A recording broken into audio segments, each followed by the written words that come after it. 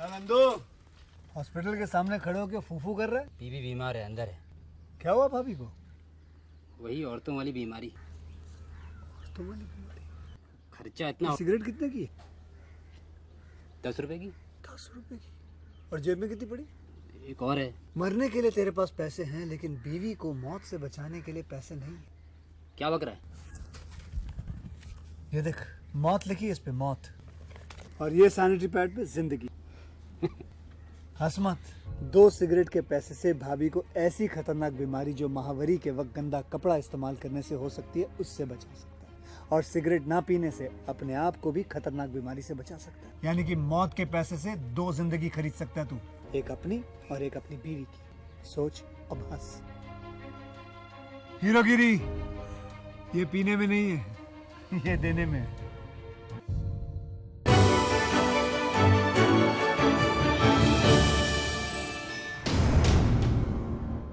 जननी जन्मभूमिश्च स्वर्गादपि गर्यसी। ऋषि वाल्मीकि जी अपने ग्रंथ में लिखे हैं, गंड मित्यदा शंभुलात्री चित्रदुर्ग में सातवाहन लोग, कदम लोग, नलंद लोग, पोईशर लोग, पल्लव लोग, चालुक्य लोग, विजयनगर में निवास करने वाले लोग और वहाँ के महाराजाओं ने चित्रदुर्ग जन्मभूमि के लिए अपने प्राण न्यौछावर किए हैं। नाथ पंथ के रसा सिद्ध के आशीर्वाद से महाराज के वंश में से महाराज और कुल तिलक तिमन्ना महाराज से प्रारंभ होकर उसके बाद ओवन्ना महाराज और कस्तूरी रंगप्पा महाराज और इम्मड़ी भटकरी महाराज हुए। सभी लोगों ने ईमानदारी से अपना पद निभाया।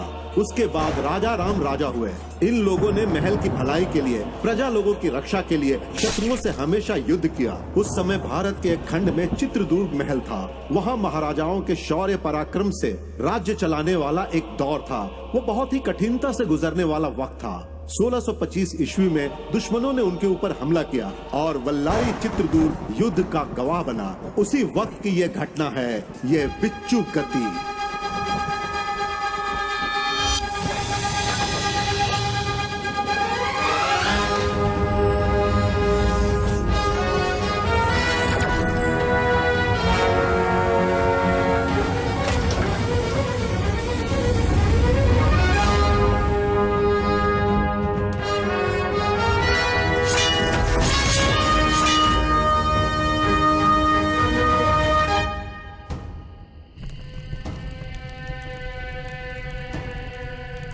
अरे अपने आप को संभालो। क्या हुआ? क्या हुआ? बोलो ना, क्या हुआ? शिकायत करने गए थे, राजा ने इन सब की आंखें निकाल ली। उन्होंने ये बहुत गलत काम किया है। हम इसकी सजा उन्हें जरूर देंगे।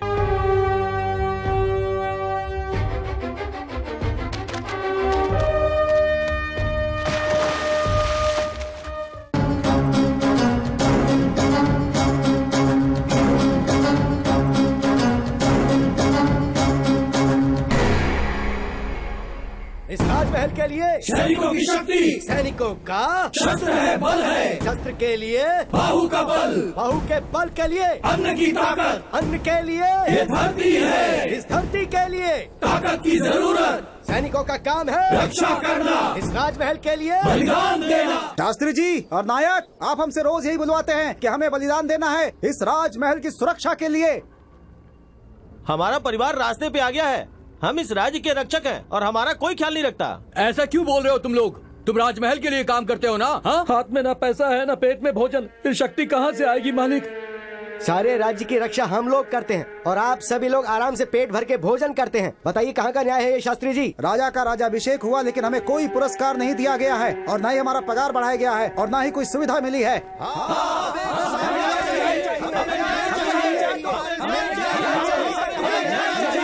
रुक जाओ, अभी हम लोग क्या कर सकते हैं बताओ?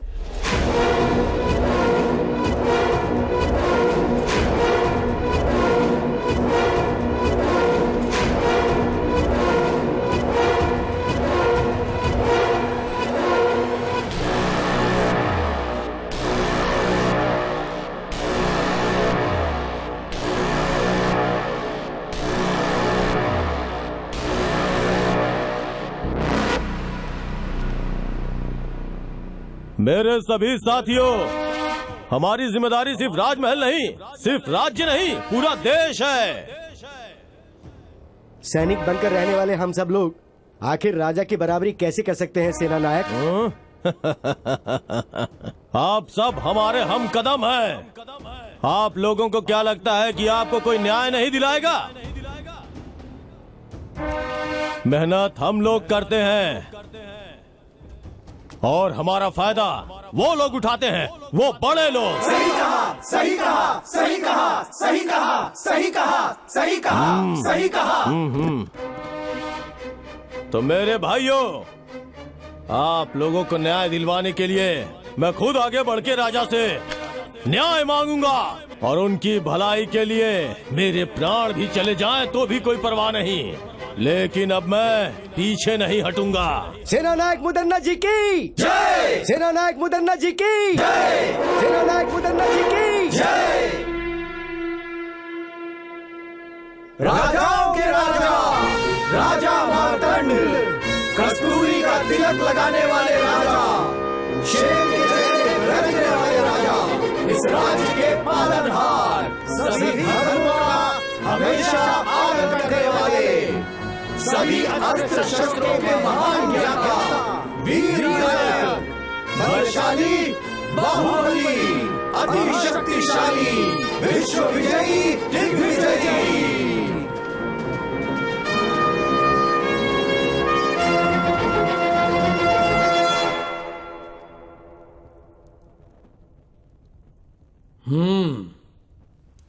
हाँ। मंत्री जी, मुझे खबर मिली है कि नायक मुदन्ना जी इस राजमहल के विरुद्ध षड्यंत्र रच रहे हैं। पहले वो बात सामने रखिए। जैसी आज्ञा महाराज। नायक मुदन्ना जी, इस राजमहल के विरुद्ध आपने सैनिकों को भड़काया है। यह समाचार हमें गुप्तचरों से मिला है। बताइए, क्या यह सत्य है? क्षमा कीजिए, एक नायक होने के नाते सैनिकों का भला बुरा पूछना क्या इस राज्य में गलत माना जाता है महाराज? सैनिकों का भला बुरा सोचने के लिए हमारे महाराज है ना मुदन्ना जी। महाराज के सामने अगर कोई शिकायत करता है तो वो उसकी आंखें निकाल लेते हैं, उसे बेरहमी से मार डालते हैं। तो वो लोग कहां जाएंगे? ये क्या बदतमीजी है? महाराज को सजा देने का अधिकार है। सिर्फ सजा देना ही राजा का अधिकार नहीं होता है महाराज, दिल में दया भी होनी चाहिए, नहीं तो राजा कहलाने का अधिकार नहीं है। शैतान, जानते हो तुम किसके सामने खड़े होकर बातें कर रहे हो? हाँ? मैं शैतान हूं क्या? शांत हो जाइए मुदन्ना जी। इस मडकरी की धरती पर कई पीढ़ियों से बहुत सारे युद्ध हुए हैं, खजानों की चोरी भी हुई है, यहां पर लोग सही समय पर लगान भी नहीं भर रहे हैं। इसमें आपके क्या सैनिकों का कोई हाथ नहीं? नहीं, बिल्कुल नहीं। प्रजा को, किसानों को, व्यापारियों को कहा जाता है उनके साथ भेदभाव नहीं करना चाहिए, लेकिन आपने अन्याय की सारी सीमाएं पार कर दी हैं। आज के युग का सत्य यही है, दंडम दशगुणम भवेत्, और हम वही कर रहे हैं महाराज। चुप हो जाओ। मंत्री जी, इसने अपनी सीमा पार कर दी है। इसे मेरी सभा में इस राजमहल के विरुद्ध षड्यंत्र रचने के आरोप में इसे यहां से निकाल देने का आदेश देता हूं। यह मेरी आज्ञा है।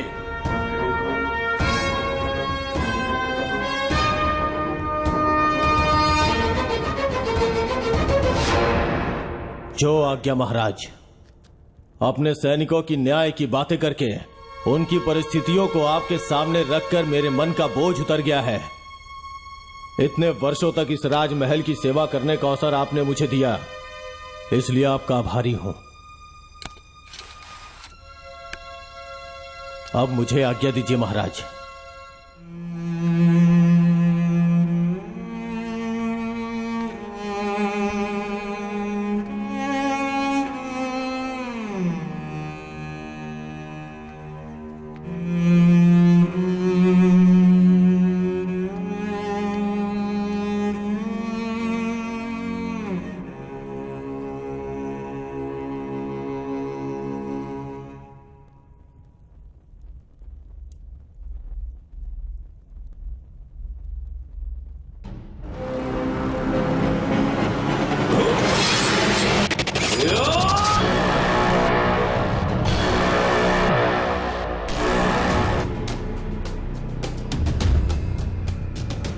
अरे पापी, ये तुमने क्या अनर्थ कर दिया? सैनिकों, देर मत करो, बंदी बनाओ इस राजद्रोही को।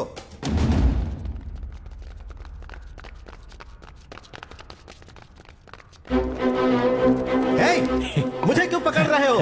छोड़ो मुझे। छोड़ो। यही है सैनिकों की शक्ति। द्रोही, तुम मुझे बंदी बना रहे हो? तुम एक शैतान हो, पापी हो, नीच से भी नीच हो। छोड़ो मुझे।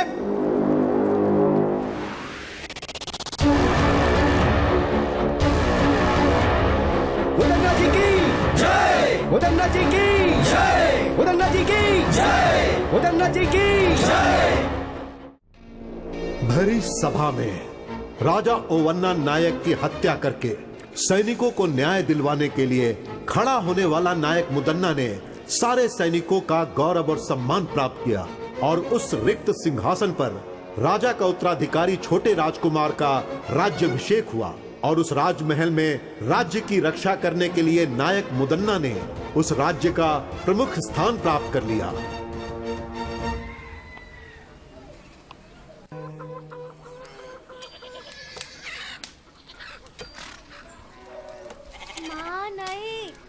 बहन जी, बहन जी, बहन जी, आँख में लग रहा है। आपके यहाँ कुछ काम है तो बताइए ना, मैं कर लूंगी। अरे जाओ यहाँ से, यहाँ कोई काम नहीं है।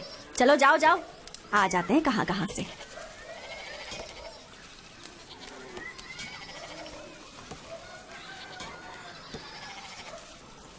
बहन जी, कुछ काम है तो बताइए ना बहन जी, बस एक समय का खाना मिल जाए, आपका सारा काम अच्छे से करूंगी मैं बहन जी। जान ना पहचान ऐसे कैसे रख लूं? कुछ चुरा के ले गई तो चलो निकलो यहाँ से। आइए माँ जी, यहाँ आइए। भैया, आपके घर में कोई काम है तो बताइए ना। यह मर्दों के रहने की जगह है, औरतों को अंदर आना मना है।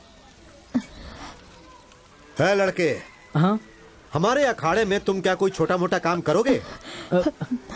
हाँ जी। मैं आपके लिए भी कोई काम ढूंढता हूँ। ठीक है भैया। तब तक आप हमारे घर में रह सकती हैं। नसीब किसी को भी नहीं छोड़ता। महादेव को भी कमंडल पकड़कर भिक्षा मांगनी पड़ी थी। धन्यवाद, धन्यवाद।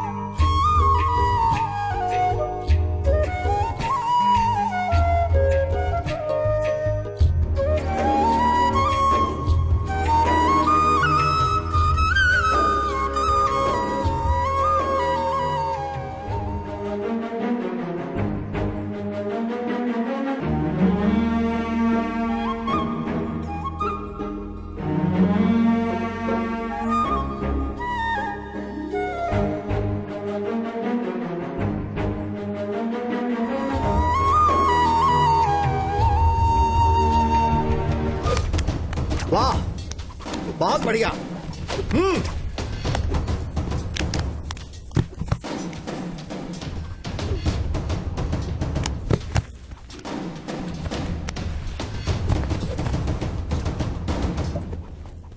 लाओ इसे, मैं दिखाता हूँ।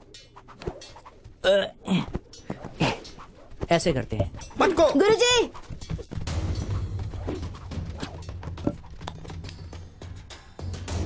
क्या हुआ? ये ना बिना पूछे गधा और सामान छू रहा है। इसे समझाइए ऐसा नहीं करना है। कौन सी जाति का है, कौन सा कुल है, कुछ पता नहीं। नौकर बनकर आया है, नौकर बनकर ही रहे ये गुरुजी। नहीं तो हम लोग इस अखाड़े में आना बंद कर देंगे। सुना ये लोग क्या कह रहे हैं? तुम बस अपने काम से मतलब रखो। ठीक है गुरुजी। मोर को नाचते देखकर मुर्गी भी नाचने की कोशिश करती है, इसकी तरह।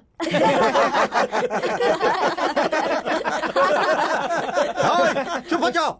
सिर्फ बातों से कुश्ती मत करो, लड़कर कुश्ती करो। चलो शुरू करो, चलो।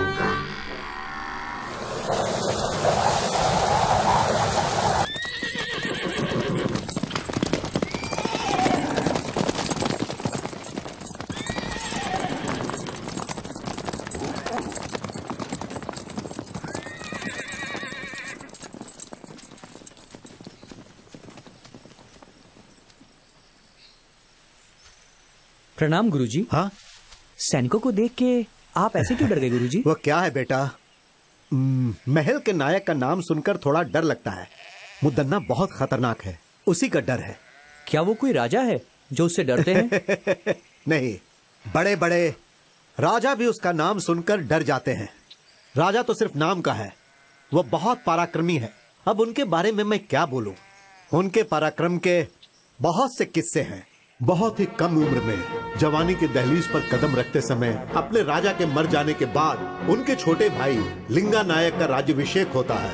उसके पश्चात मुदन्ना नायक राजा लिंगा नायक की क्रूरता पूर्वक हत्या कर देता है। तत्पश्चात वहाँ के राजा होते हैं रंगप्पा नायक। ये कहानी उन्हीं के काल की है।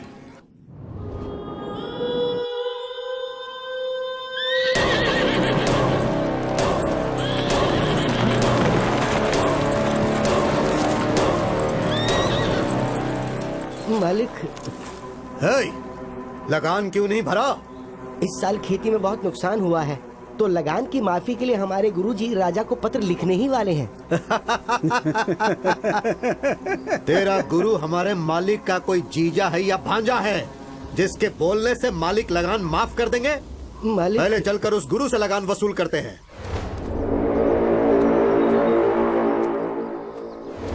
मालिक, मालिक, लगान वसूल करने के लिए सैनिक आ रहे हैं मालिक, और गांव वालों के ऊपर वो लगातार अत्याचार कर रहे हैं मालिक। इस तरफ ही आ रहे हैं वो। गुरुजी, अब हम क्या करें? आने दो, घबराओ मत। उन लोगों को भी प्रसाद ग्रहण करने दो। हाँ। कुछ देकर भेजोगे तो ही वो लोग जाएंगे। ठीक है गुरुजी। आप लोग घबराइए मत, आप लोग प्रसाद ग्रहण कीजिए। बेटा इन्हें भी दो, बेटा इन्हें भी दो। यहाँ पर शिव जी की पूजा चल रही है, आप लोग भी प्रसाद ग्रहण करके ही जाइएगा। हम लोग यहाँ पर तुम्हारा खाना खाने नहीं आए गुरुजी। हम कोई गलत कदम ना उठाए उससे पहले ही सब कुछ लाकर रख दो। मालिक, इस वर्ष बारिश और खेती दोनों ने हमारे साथ धोखा किया। खाने तक का अनाज नहीं मिला है, ऐसे में हम लगान कहाँ से देंगे? खाने के लिए अनाज नहीं है, फिर भी तुम लोग भूखे तो नहीं मरे ना? सारे घरों में अनाज जो छुपा कर रखे हो उसे निकाल कर गाड़ी में डालने के लिए कहो, वरना हम लोग खुद ही निकाल लेंगे। नहीं नहीं मालिक, हमारे गांव में बहुत गरीब लोग हैं। हमारे घर में हम दोनों ही हैं। हमारे पास जो है उसे लेकर के जाइए, हम दोनों आपके पैर पड़ते हैं। वो ऐसी बात है? पहले इसके घर से अनाज निकालो। नहीं, जरा रुक जाइए, इनका भोजन पूरा हो जाने दीजिए, उसके बाद मैं स्वयं अपने घर का अनाज आपकी गाड़ी में डाल दूंगा। थोड़ा धैर्य रखिए मालिक। बकवास बंद कर बुड्ढे। रुकिए मालिक, गुरुजन भोजन ग्रहण कर रहे हैं। इन्हें रोकेंगे तो आपको नरक में जाना पड़ेगा मालिक। है, इस सामने से हट। हे राक्षस! अरे ये क्या कर दिया तूने? जरा भी दया नहीं है तुझमें। शिव शिव।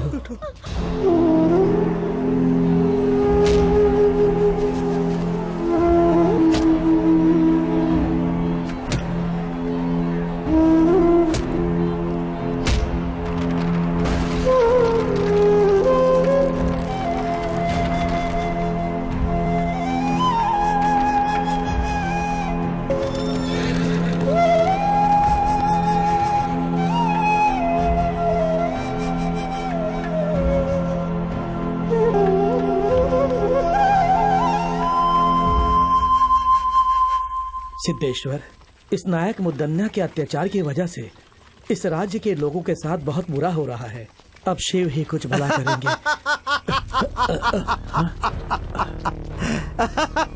ओए साधु, इसी ने तुमसे कहा था ना कि नायक मुदन्ना कोई राजा नहीं है।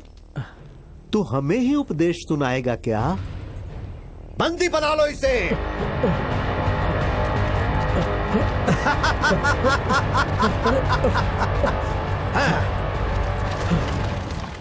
मालिक, मालिक, मालिक, इसे देखिए जरा। हमारी हालत बहुत खराब है। ये बताने के बाद भी उन लोगों ने हमारे साथ ऐसा किया है मालिक।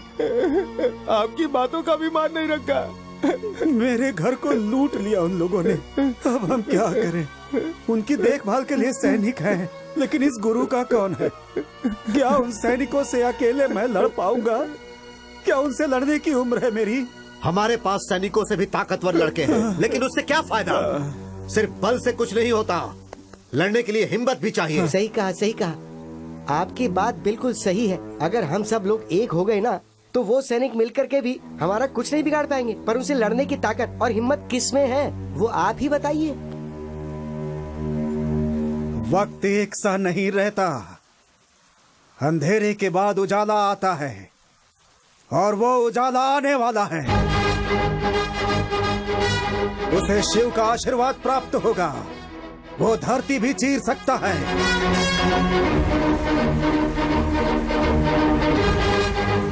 दरिया से मोती निकाल सकता है।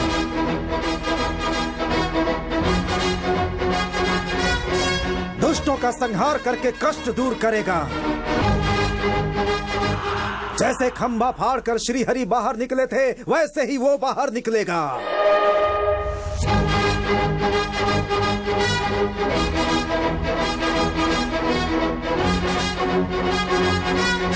हमारे लिए उस दिव्य पुरुष ने जन्म लिया। वो यहाँ आने वाला है।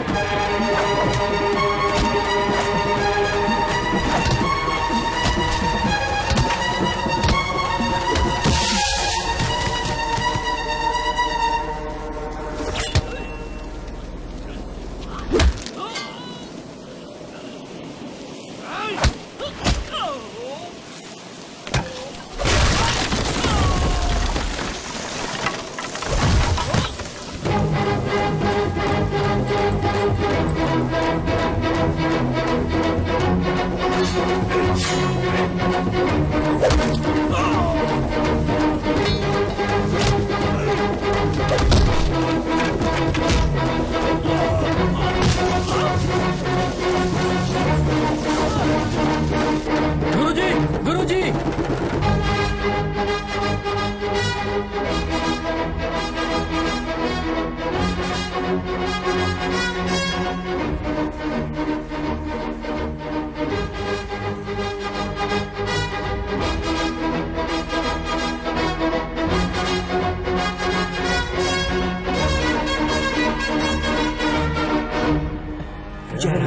प्रणाम गुरुजी। शिव आश्रम का कल्याण करें। बहुत अच्छे वर्मा, तुमने सैनिकों से लड़ने का बहुत ही साहसिक काम किया है। हमारे पहलवान बच्चे सैनिकों को देखते ही ठंडे पड़ जाते हैं। गांव के लड़के उन्हें देखते ही किसी कोने में छुप जाते हैं। लेकिन तुमने जो किया वो बहुत बढ़िया है। मर्दों के मर्द हो तुम, शेर हो तुम। आखिर तुम में इतनी ताकत और हिम्मत कहां से आई बेटा? ये सब आपका ही आशीर्वाद है गुरुजी। ये सब आपकी ही सिखाई हुई शिक्षा है। परंतु वर्मा बेटा, मैंने तो तुम्हें गदा कैसे उठाना है ये भी नहीं सिखाया। मैंने तो तुम्हें कभी गदा छूने तक नहीं दिया और ना ही लड़ना सिखाया। फिर काहे का गुरु हूं मैं? अखाड़े के बच्चों तक ने तुम्हारा अपमान किया। ये सब तो मैं नहीं जानता गुरुजी, लेकिन आप जैसे महान गुरु को सिखाता देखकर मैंने स्वतः बहुत कुछ ग्रहण कर लिया। आज तक बिना सिखाए सीखने वाला महाभारत में एकलव्य था, लेकिन आज जाना कि एक तुम भी हो। सुनो मेरे भक्त जनों, सिर्फ तुम्हारे गांव के लिए ही नहीं, इस महान राज्य चित्रदुर्ग के लोगों के लिए भी सारे दुखों के बाद खुशी मनाने का समय आ गया है। अब सब ठीक हो जाएगा, ऐसी मेरी अंतरात्मा बोल रही है। तो क्या ये सब संभव है गुरुजी? यदि शिव पर भरोसा है तो थोड़ा सब्र करना पड़ेगा। वो पल तुम लोगों को कहकर नहीं आएगा। और वैसे भी तुम लोगों के पास एक महाबली युवक है ना। आप मुझे लज्जित कर रहे हैं स्वामी जी। स्वामी जी, सैनिकों का अत्याचार दिन ब दिन बढ़ते जा रहा है। राजा के दरबार में राजा का होना ना होना एक समान है। हाँ गुरुजी, वो राजा हर रोज एक नया नियम बनाता है। हमारा जीना मुश्किल हो गया है। घबराओ मत, तुम सब लोग मिलकर एक हो जाओ। तुम में से कुछ लोग राजा के पास जाओ और उनसे विनती करो। शायद वो ये बातें न जानते हो, इसलिए उन्हें बताने की कोशिश करो। और अगर फिर भी काम नहीं बनेगा तो बाकी शिव देख लेंगे। जो आज्ञा गुरुजी, जो आज्ञा।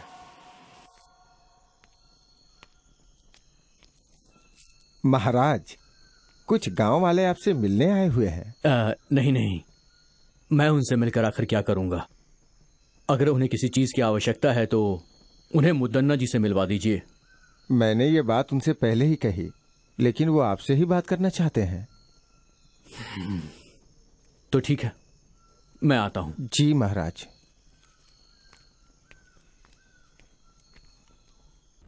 प्रणाम महाराज। कहिए, कौन है आप सब? कौन है, कहां से हैं, ये बात कैसे कहें आपको महाराज। आपके सैनिकों के अत्याचार से हमारे पूरे गांव के लोग परेशान हैं। अब आपके सैनिकों से सिर्फ आप ही हमें बचा सकते हैं महाराज। क्यों, क्या हुआ? अन्न जल पैसा सब कुछ तो है, फिर किस बात की कमी है आपको? महाराज, 2 सालों से बारिश नहीं हुई है। हमारे पास ना तो खाना है और ना ही पीने का पानी। ऐसी हालत में हम लगान कहाँ से देंगे महाराज? आपके सैनिक हमारे साथ अत्याचार कर रहे हैं महाराज। नायक को हमारी कोई फिक्र नहीं है, बस आपका ही भरोसा है। हमारे लिए आप देवता समान हैं। अब आप ही हमें बचा सकते हैं। अब आपको ही बचाना होगा, हमें आपको ही बचाना होगा। ठीक है, आपको ही बचाना होगा। इस पर विचार किया जाएगा और जल्द से जल्द इस पर कार्यवाही की जाएगी। आज्ञा दीजिए। महाराज रंगप्पा जी जय, महाराज रंगप्पा जी जय, महाराज रंगप्पा जी जय, महाराज रंगप्पा जी जय। तो जाओ, तुम लोगों का ये जयकारा हमारे प्राण के लिए खतरा है।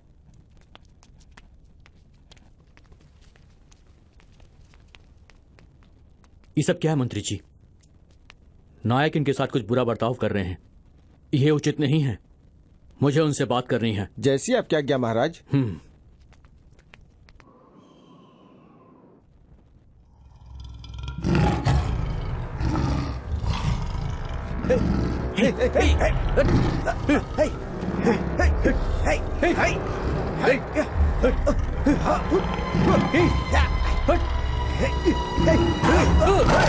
महाराज ने सुरक्षा के लिए सैनिकों की जगह शेर पाल रखे हैं। ये किसी की बात नहीं समझता, सिर्फ मुदन्ना की बात समझता है ये।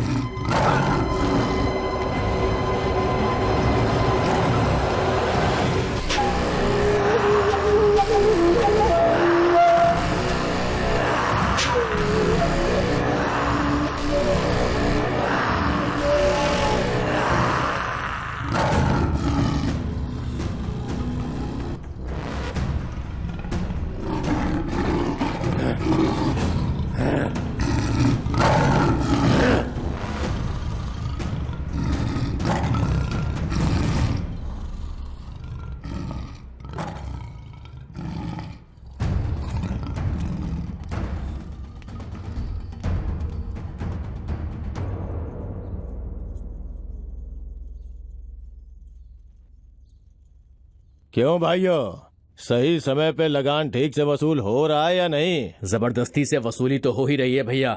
तुम क्या कहते हो भैया? महाप्रभु, आपको महाराज ने बुलाने के लिए कहा है। कौन है? कौन है मेरा महाराज? हाँ, मैं मान देता हूँ, लेकिन तुम्हारे महाराज को नहीं, उनके सिंहासन को। हाँ, दोनों एक ही बात है ना जी।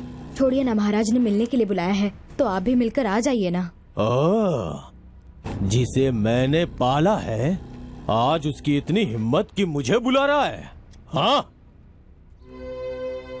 आपके धर्म पत्नी होने के नाते अगर आप कोई अधर्म करेंगे तो आपको सही राह दिखाना मेरा धर्म है।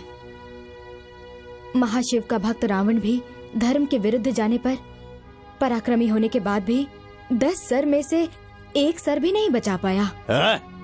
ज्यादा बढ़ा चढ़ा के मत बोल। पद और अधिकार के मामले में पड़ना जान के लिए बहुत ही घातक हो सकता है। मेरी बात मानिए स्वामी। हाँ भैया, भाभी की बातों में बहुत सच्चाई है। मुदन्ना जी, हाँ? चाहे कुछ भी हो, रंगप्पा महाराज तो राजा के ही भाई हैं। सच कहा ना? है? वो महाराज है तो मेरा क्या बिगाड़ लेगा? हाँ? ये मुदन्ना शांत है तो मुद्दू, अगर जाग गया तो मृत्यु। चलाता हूं। मेरे पाले हुए कुत्ते को भूख लगी होगी, है ना? उसे मैं मांस डाल के आता हूँ। सुनिए, इस समय हमारे महाराज बहुत ही असहाय हैं। वो मुदन्ना नायक का नाम सुनते ही घबराने लगते हैं। वर्मा, तुम ही एक सैन्य टुकड़ी क्यों नहीं तैयार कर लेते? हाँ? लोगों के साथ होने वाले अन्याय के लिए लड़ो ना, तुम्हारे अंदर वो शक्ति है।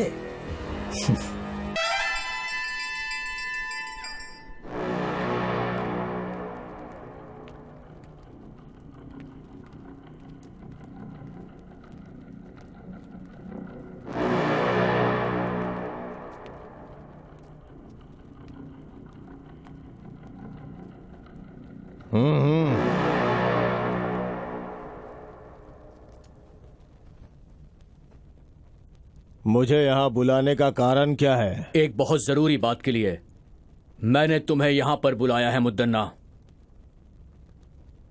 कर वसूल करने के लिए लोगों पर क्या जोर जबरदस्ती करते हो? दिन ब दिन मुझे खराब व्यवहार की सूचना मिल रही है। देखो, इस तरह जनता का विश्वास हम पर टूट जाएगा। वो सब छोड़ो, अच्छा होगा तुम पहले अपने बारे में सोचो। लगान वसूल करने के लिए क्या लोगों पर अत्याचार करोगे?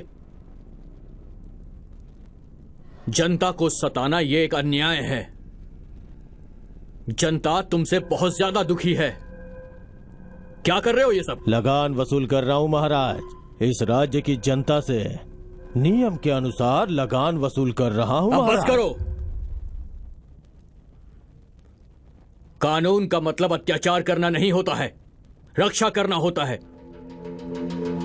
प्रजा के साथ हो रहे अन्याय को मैं सहन नहीं कर सकता। ठीक है, इसके बारे में मैं सोच के फैसला लेता हूं।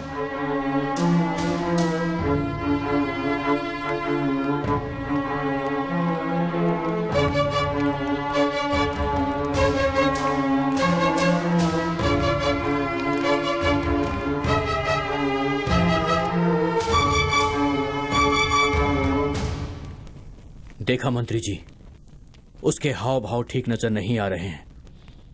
अब हमें थोड़ी सावधानी से काम लेना होगा। लगता है कि गांव वाले बिल्कुल सच कह रहे हैं। आज रात को ही हम महल के कारागार में जाएंगे और मंत्री जी से मुलाकात करेंगे। हो सकता है कि हमें कुछ मदद मिल जाए। हाँ महाराज। आज की रात ही हमें कारागार में जाकर मंत्री जी से मिलना अति आवश्यक है। उनसे बात करनी ही होगी। अगर ये बात नायक जी को पता चली तो आपके लिए खतरा हो सकता है महाराज। आप सबसे कहिएगा कि हम टहलने गए हैं। ये बात सिर्फ हम दोनों के बीच रहनी चाहिए। जी महाराज। क्या है ये? धीरे धीरे लगान इतना कम क्यों होता जा रहा है? बोल। क्षमा कीजिए नायक जी, जो कुछ भी आता है उसे ठीक से गिनकर रखना ही मेरा काम है।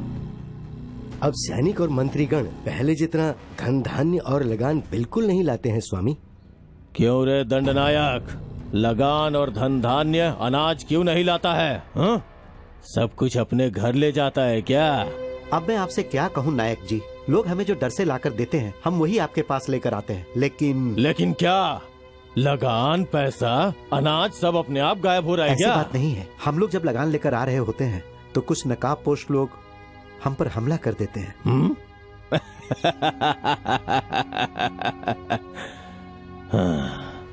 कौन है रे वो लोग? हमें नहीं पता वो कौन है नायक जी। इसमें जरूर किसी का हाथ है। वो कौन है और कहाँ रहता है जाके पता करो और मुझे आके सूचित करो। जी भैया।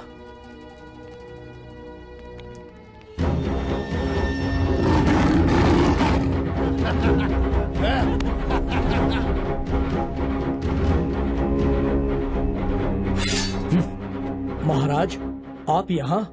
तुम लोग सुरक्षा कैसे करते हो ये देखने आया हूँ। नायक मुदन्ना जी के आदेश के बिना कोई भी अंदर नहीं जा सकता महाराज। वो तो सिर्फ नायक है और ये तुम्हारे महाराज हैं। दरवाजा खोलो। माफ कीजिए, गलती हो गई। अंदर मत जाइए।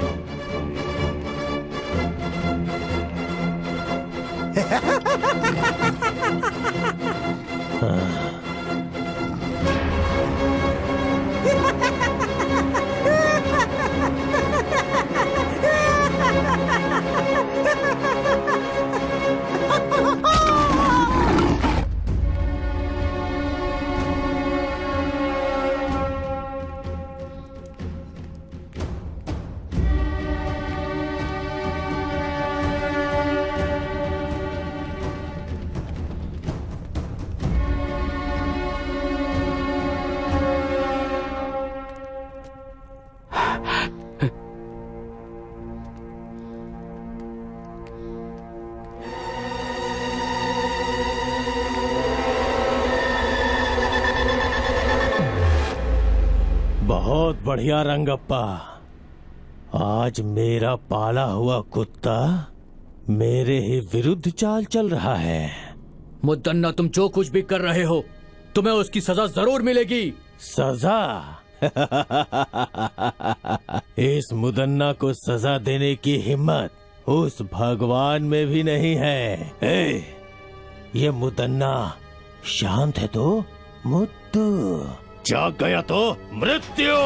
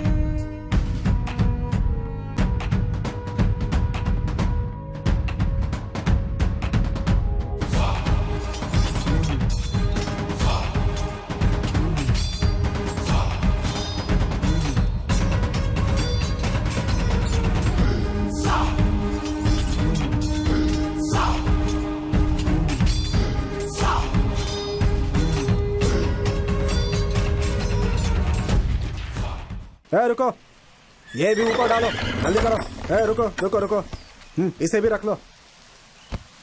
क्यों भाई, अभी तक तो लगान देने से रो रहे थे, अब बहुत खुशी खुशी लगान दे रहे हो? क्या बात हो गई बुड्ढे? हमारी हालत से क्या फर्क पड़ता है?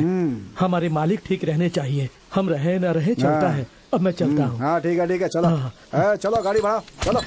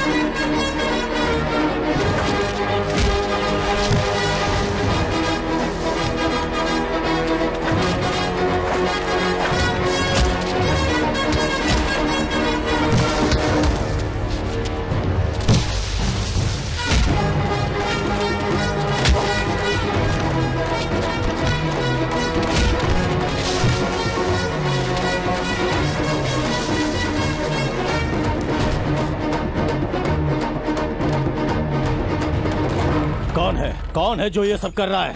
कुछ समझ में नहीं आ रहा है। क्यों भाई, क्या हुआ? जवाब दो। आखिर वो ये सब कैसे कर रहा है?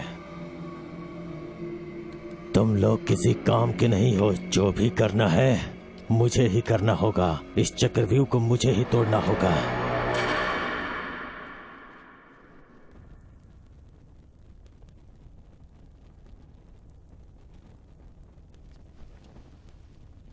सभा सदस्यों, महाराज रंगप्पा जी शिकार खेलने गए थे और खुद जंगली जानवर का शिकार हो गए। यह हमारे लिए दुख की बात है।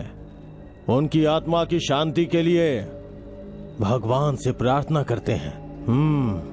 उनकी आत्मा की शांति के लिए खड़े हो जाइए। अब बैठ जाइए। मृत्यु कब किसे आ जाए ये कौन जानता है ना मंत्री जी? सेना नायक जी, आज्ञा दीजिए। ये सिंहासन ऐसे खाली रखना अच्छी बात नहीं है। सैकड़ों सालों से आज तक इस तरह का अपशकुन इस राज्य में कभी नहीं हुआ है। ये दुर्गति का संकेत है। दवैया जी जो बोल रहे हैं वो ठीक है। आप ही मार्गदर्शन कीजिए। आज्ञा दीजिए नायक जी। राजमहल के खानदान से ही किसी को बिठाना होगा। बस हमें एक बार विचार विमर्श कर लेने दीजिए। तो फिर सुनिए, इस राजमहल से बहुत पहले से जुड़े हमारे मुदन्ना स्वामी जी इस सिंहासन के लिए पूरी तरह से लायक हैं। ऐसा मेरा मत है। आप सब लोगों की खामोशी से लगता है सबके सब सहमत हो गए हैं। मगर मुझे उस खानदान के बीच में नहीं पड़ना। मैं आज तक जैसा था वैसा ही रहूंगा। सुनिए नायक जी, आप जरा धीरज रखेंगे शास्त्री जी? आपको प्रजा के सामने वो कौन है उनका नाम बताना होगा नायक जी। हाँ जरूर। इस सिंहासन पे बैठने वाला एक नजदीकी रिश्तेदार है, अपने बड़े महाराज सूर्यकांत वर्मा जी का पुत्र, श्री सूर्यकांत रंगप्पा महाराज। लेकिन अभी तो आपने सूर्यकांत रंगप्पा जी महाराज मर चुके हैं ऐसा कहा था। जो कहा वो सब सच नहीं होता। ये मेरा नहीं, प्रजा का फैसला है, भगवान का फैसला है और उसे मैं पूरा करूंगा। जरूर पूरा करूंगा। वो सिर्फ रिश्तेदार ही नहीं बल्कि महान व्यक्तित्व वाला इंसान है।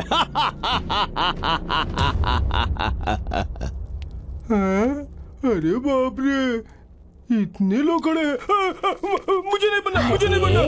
देखो ना ये लोग मेरे ऊपर क्या डाल रहे हैं। अरे ऐसे बच्चों जैसी हरकतें नहीं करते। मुझे जाके तुम कोठी तो चलना है। राजा बनने वाले हो।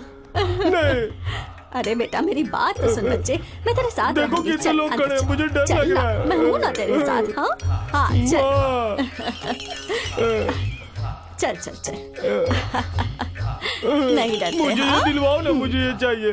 अरे तेरे पास इतनी बड़ी तलवार है, ये क्यों चाहिए ये तुझे? छोटा है ना। ओहो सब देख रहे हैं। चल थोड़ा मुस्कुरा। हाँ, नमस्कार नमस्कार नमस्कार। हाँ चल चल अरे सिंहासन सिंहासन सिंहासन। अरे बेटा क्या कर रहा है? अरे बैठ जा। अरे यहाँ यहाँ चल बैठ जा। बैठ जा बैठ जा। मेरा राजा बेटा, तुझे राजा बनना है ना? मुझे वो दिलवाना फिर बनूंगा। अरे तुझे सब दिलवाऊंगी मैं, ठीक है? हाँ अरे देखो ना वो मुझे कैसे चिढ़ा रहा है। छोड़ ये सब। हाँ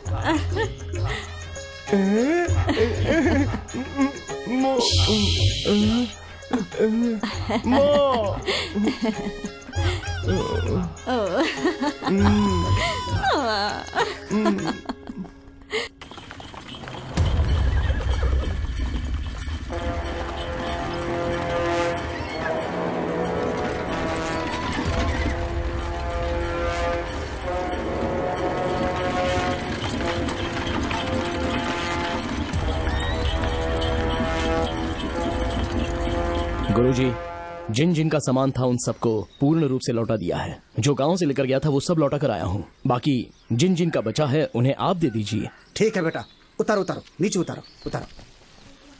हाँ आराम से आराम से आराम से आराम से जाना। चलो निकलो, जाओ जाओ। हाँ ले जाओ ले जाओ। हाँ संभालो संभालो संभालो। चलो चलो चलो। हाँ हाँ दो उनको दो लेकर चलो। बहुत भारी है। होशियारी से। देखो गिर न जाए। संभाल के आराम से देखना भारी है। हाँ रखो ठीक से आराम से रखना आराम से। इतना वजन लग रहा है, क्या है इसमें?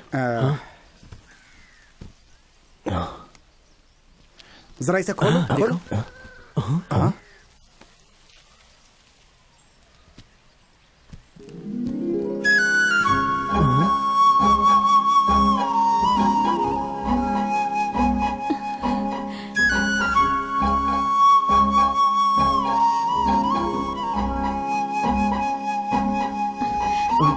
लगान और पैसे नहीं दिए तो सैनिकों ने धमकी दी कि महल में चलकर तुझे दासी बना देंगे।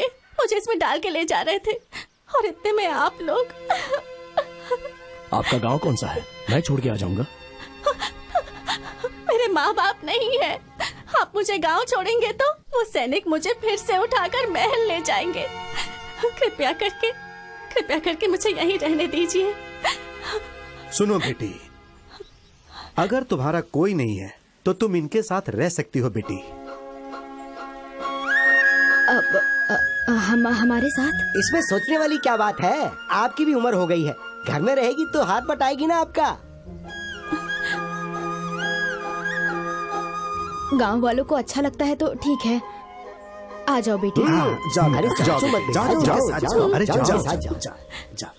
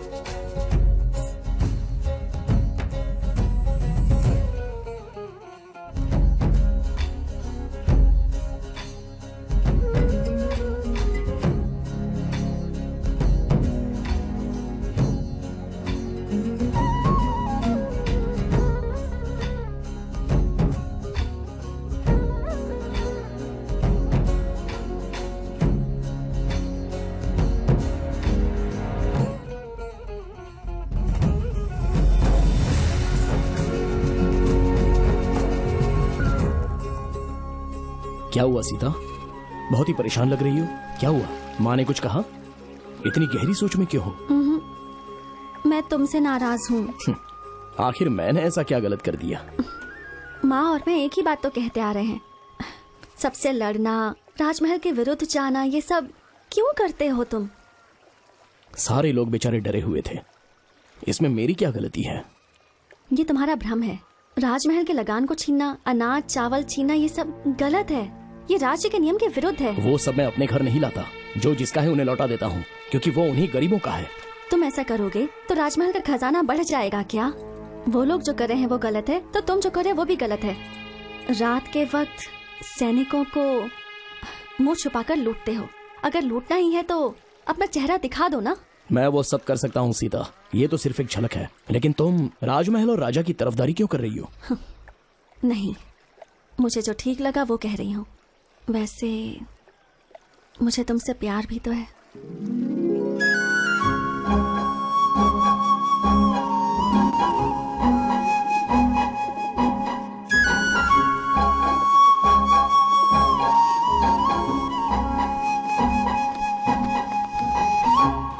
सुनो, धीरे धीरे अपने सैनिक और गाड़ियां गायब हो रही हैं और साथ में सामान भी।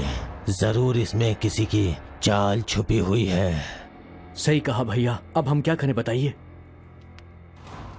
ये सब जानकारी प्राप्त करने के लिए राजमहल में कीड़ा उत्सव करवाना होगा। सब लोग गांव-गांव जाकर इसकी सूचना पहुंचा दो। जैसी आपकी आज्ञा।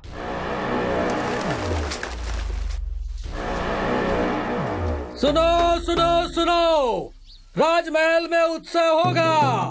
सुनो सुनो सुनो, राजमहल में उत्सव होगा। सुनो सुनो सुनो, चित्रदुर्ग के प्रजाओं सुनो, चित्रदुर्ग में क्रीड़ा उत्सव है, उसमें कोई भी भाग ले सकता है। जिसे भी भाग लेना है वो राजमहल आ जाए। सुनो सुनो सुनो।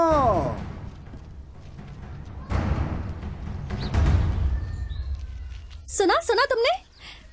क्रीड़ा उत्सव में जीतने वाले को राजा के साथ भोजन और पुरस्कार भी मिलेगा। तुम जाओगे? जाने और लड़ने के लिए मैं हमेशा तैयार रहता हूँ, लेकिन हमें सैनिकों ने पहचान लिया तो? इसलिए तो कहती थी, सैनिकों के विरुद्ध लड़ने से अच्छा उनके सामने जाकर हाथ जोड़कर विनम्रता से बात करो। ऐसा मुमकिन है क्या? है मुमकिन। तुम हर एक खेल में हिस्सा लो और फिर पुरस्कार जीतो। तुम और तुम्हारे सभी साथी राजा की शाबाशी लो और विश्वास भी जीतो। अपनी परेशानी को दूर करने के लिए नायक जी के मन को जीतना जरूरी है। नायक? वो अपने घर का नायक है। तो मुद्दन्ना जी का दिल जीतो। वो बहुत बड़ा राक्षस है। ऐसे लोगों का दिल जीतना जरूरी है। क्यों? अंगुलीमाल का मन बुद्धा ने भी बदला था ना। जो भी सच्चाई से लड़ता है वही जीतता है। क्रीड़ा उत्सव में तुम और तुम्हारे साथी भाग लो और जीतो, बस यही मेरी इच्छा है। तुम जाओगे ना अपने साथियों को लेकर? बोलो ना, जाओगे ना?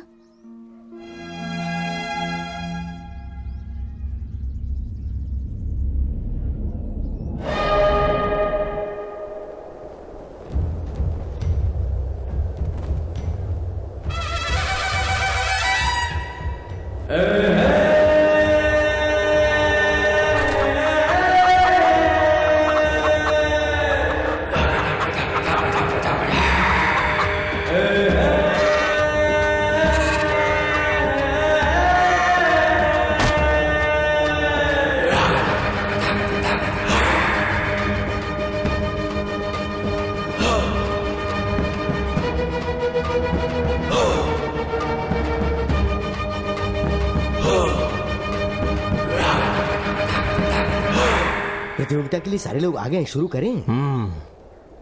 सुनो सुनो सुनो, इस क्रीड़ा प्रतियोगिता में सारे नए नए खेलों का आयोजन किया गया है और जो भी इस प्रतियोगिता में भाग लेगा और बाद में जीतेगा उसे हमारे नायक मुदन्ना जी राजा के हाथों से खास पुरस्कार दिलवाएंगे। तो सभी प्रतियोगी लड़ने के लिए तैयार हो जाएं और जीत हासिल कर पुरस्कार प्राप्त करें। और अब राजा जी इस प्रतियोगिता का शुभारंभ करेंगे।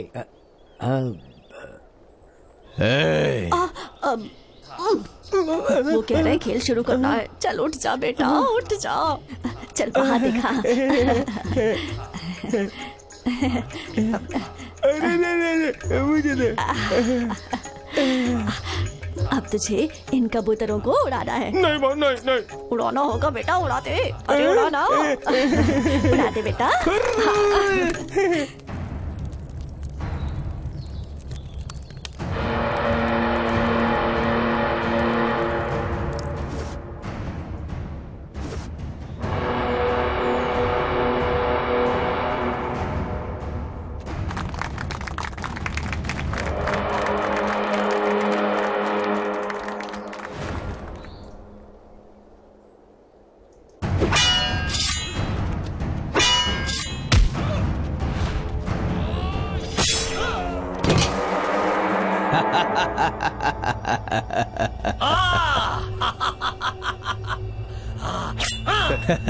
हे दवैया।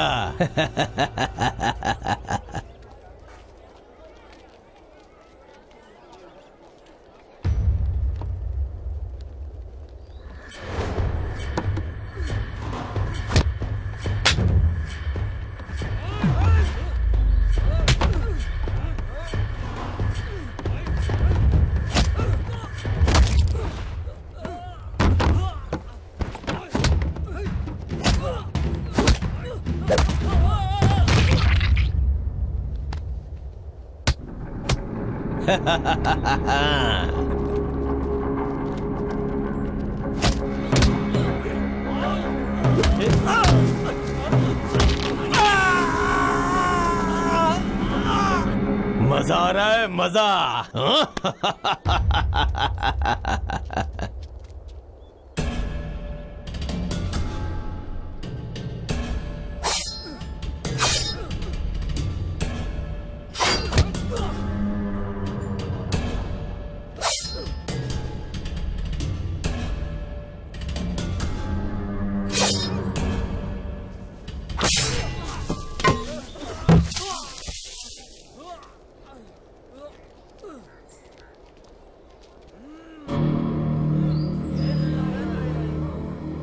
सभी लोग सुने, इन चुनौतियों को पार करने के बाद जो भी खंबे में लगी हुई इस तलवार को निकालेगा वही असली बलशाली आदमी माना जाएगा।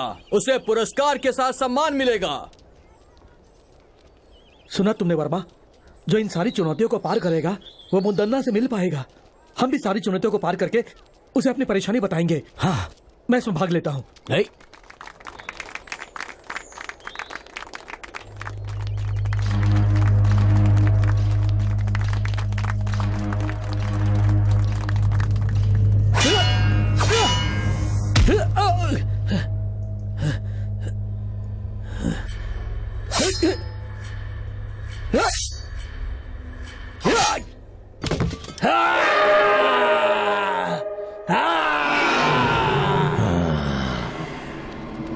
वर्मा, एक चुनौती मैंने जीत ली, अब अगली चुनौती जीतनी है।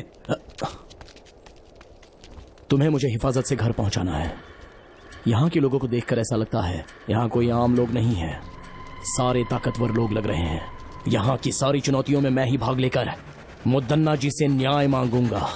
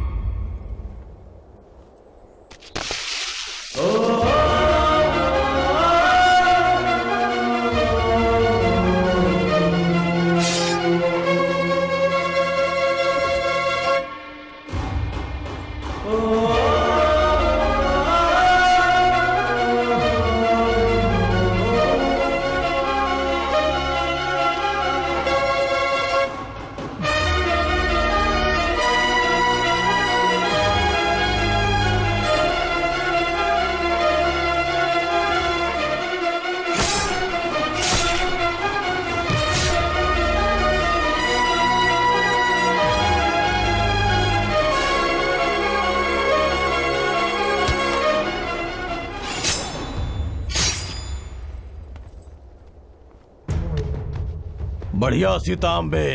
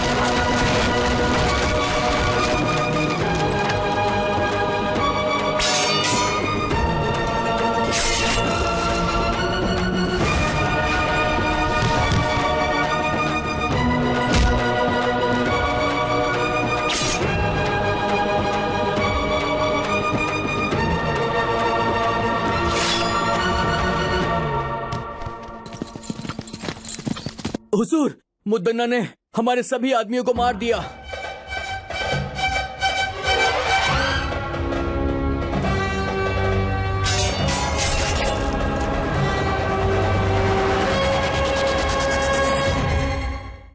से पहले राजमहल का खजाना कभी कम नहीं हुआ था।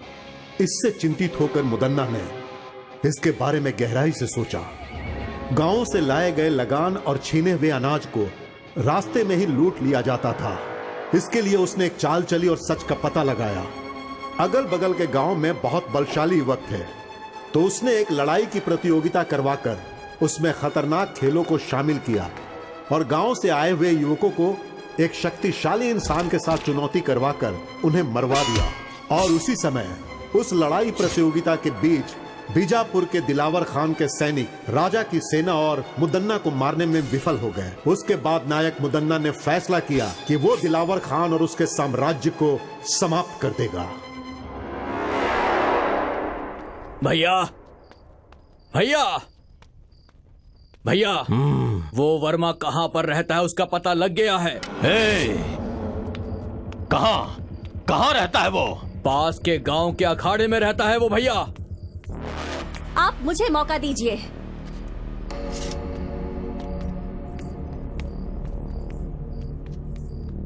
मैं अभी सैनिकों के साथ जाकर उस वर्मा और उसके सभी दोस्तों का सिर काट दूंगी और आपके चरणों में पेश करूंगी।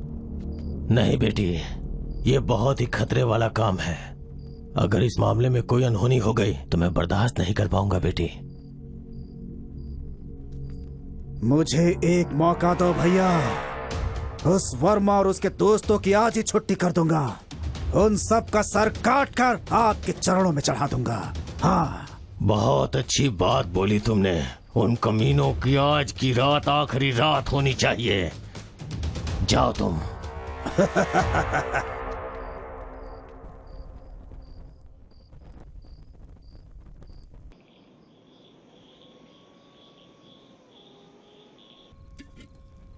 ओ भाई वर्मा, वो सीता हमारे साथ रहकर हमें ही धोखा दे रही थी। इसलिए कहते हैं प्यार मौत के समान है। लेकिन सच में उसने गांव में रहकर बहुत बड़ा नाटक किया है। यकीन नहीं हो रहा। मुझे तो ऐसा लगता है कि वो मुदन्ना की गुप्तचर है। इस खेल में भाग लेने के लिए कहकर उसने हमारे प्राणों को संकट में डाल दिया। वो लड़की बहुत चालाक है, बहुत चालाक है।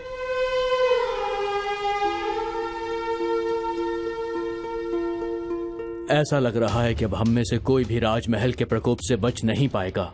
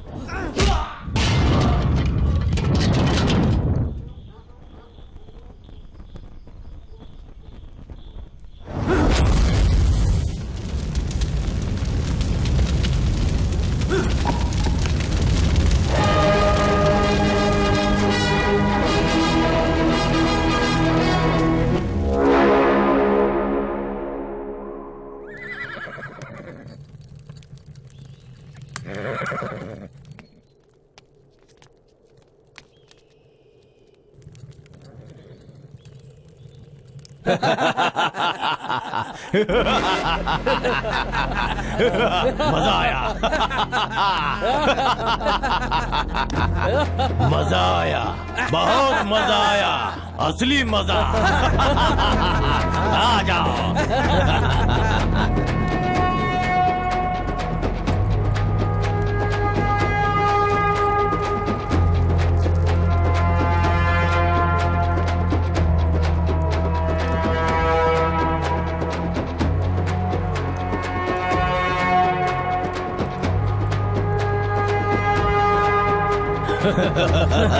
तू ही मुदन्ना का असली भाई है छोटे। शाबाश।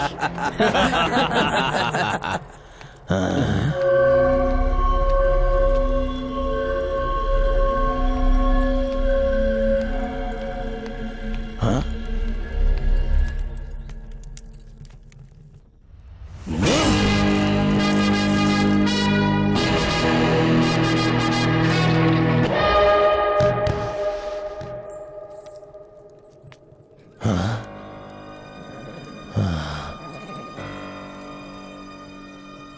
मुझे लगा मेरा भाई वर्मा का सिर काट के लाया है,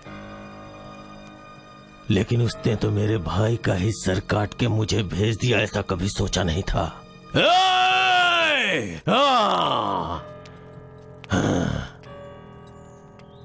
मुदन्ना से दुश्मनी करके बहुत बड़ी गलती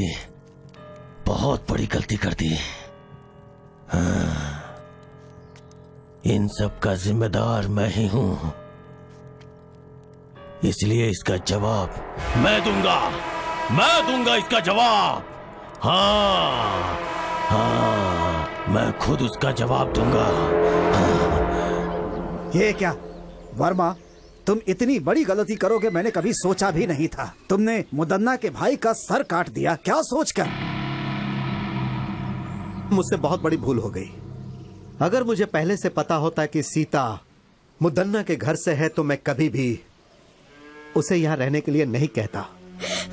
ये सब हमारे लिए ठीक नहीं। मैंने तुम्हें सब पहले ही समझाया था ना। लोगों को सिखाऊंगा, सबकी मदद करूंगा कहकर अब खुद की जान खतरे में डाल दी। अब कौन बचाएगा तुम्हें? देखो, लड़ाई की शुरुआत में ऐसा होता है। पहले अब हमें क्या करना है, हमें वो सोचना है और उसके हिसाब से चलना है। मुदन्ना की चाल को वर्मा ने अपने बल से विफल कर दिया है। अब हम सबको एकजुट होकर रहना है। उसके सैनिक कभी भी यहाँ पर आकर वर्मा को बंदी बना सकते हैं। हमें वर्मा को कहीं छुपाकर उसे बचाना है। ये हमें करना पड़ेगा। जो आज्ञा स्वामी। जो आज्ञा स्वामी जी।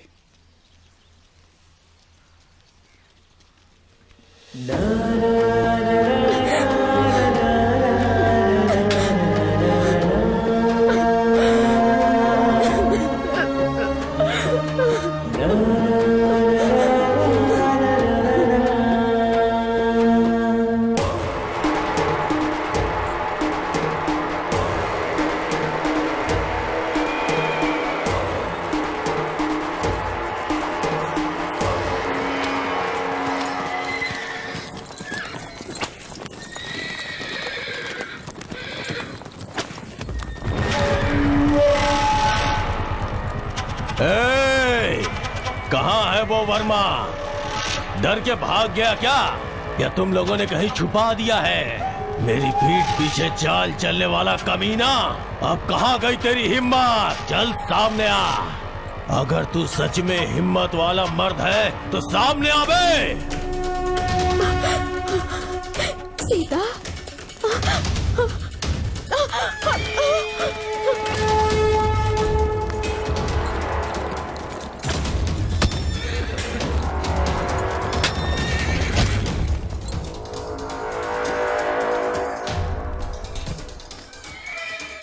कहाँ जा रहा था?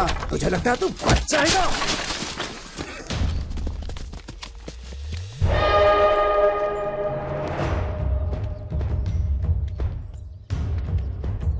रुक जाओ मुदन्ना।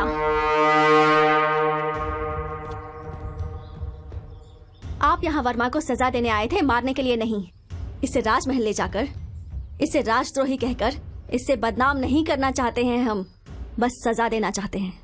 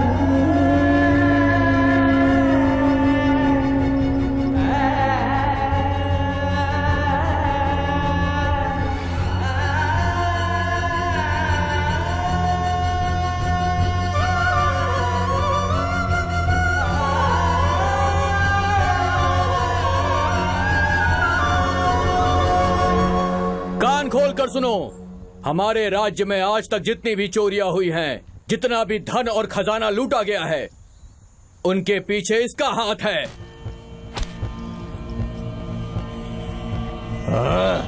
आप सब ध्यान से सुने।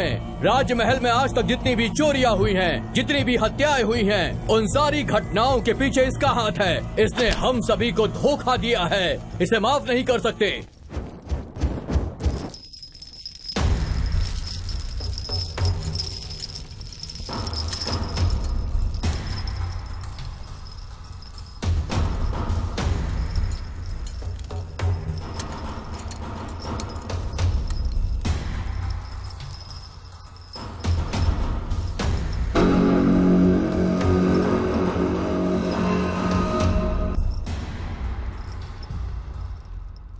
चित्रदुर्ग की सारी प्रजा मैंने आप लोगों के सामने लाके जिसे खड़ा किया है, ये वर्मा नाम का युवक हमारे राजमहल के विरुद्ध साजिश रचने की कोशिश कर रहा था। इसने लगान देने वाले लोगों को अपने विरुद्ध करके उन्हें बहकाया है। हमारे बहुत सारे सैनिकों की हत्या की है इसने। यहाँ तक कि मेरे छोटे भाई जो मुझे जान से ज्यादा प्यारा था उसे मार डाला। ये सिर्फ राजद्रोही नहीं, ये समस्त मानव जाति का दुश्मन है। इसलिए इसे जान से मार देने की राजा साहब सजा सुनाए। अरे उठ जाओ, उठ जाओ। जान से मारना है, जान से मारना है। सुन लिया ना, राजा ने आज्ञा दे दिया। आज हम लोग इसे अपने शेर का भोजन बना देंगे। ए वर्मा, तूने हमसे दुश्मनी करके बहुत बड़ी भूल कर ली। अब देख, तेरी भूल ही तेरे जान के लिए खतरा बन गई है। मेरी मृत्यु का समय अभी तक आया नहीं है नायक।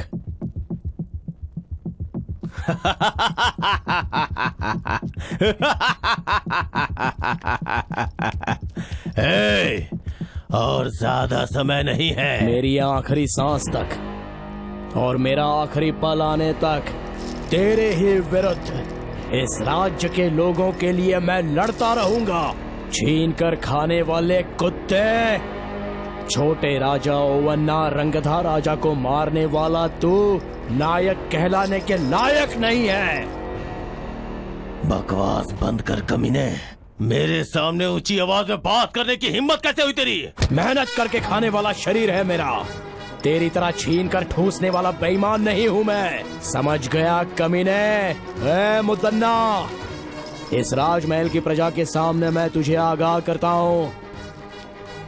दूसरों के स्थान को हथियाने वाले कौरवासुर, मासूम लोगों की हत्या करने वाले रावणासुर और दूसरों का हक छीनने वाले कंसासुर, जब ये सब मारे जा चुके हैं तो तू क्या चीज है? ए, मैं ही मृत्यु हूँ मुदन्ना। शांत है तो मुत्तु, अगर जाग गया तो मृत्यु।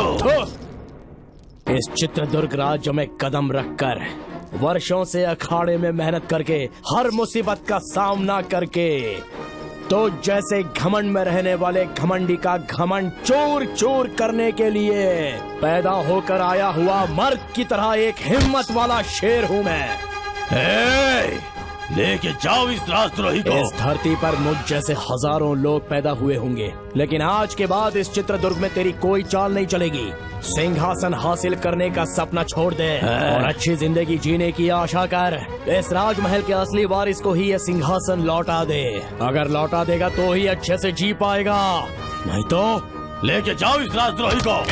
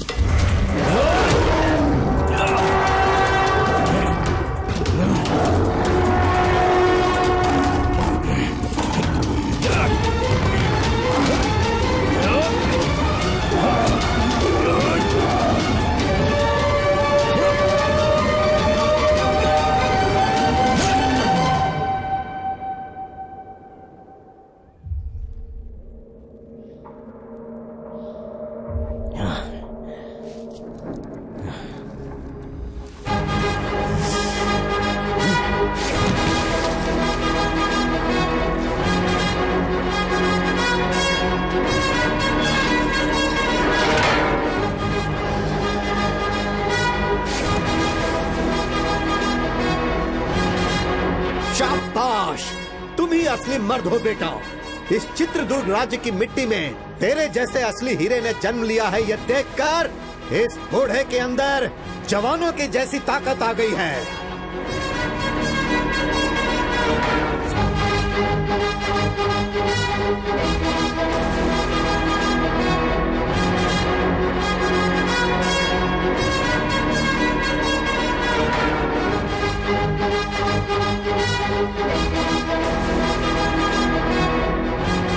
उस खतरनाक और खूंखार शेर से एक शूरवीर की तरह अकेले ही लड़कर तुमने उसका काम तमाम कर दिया।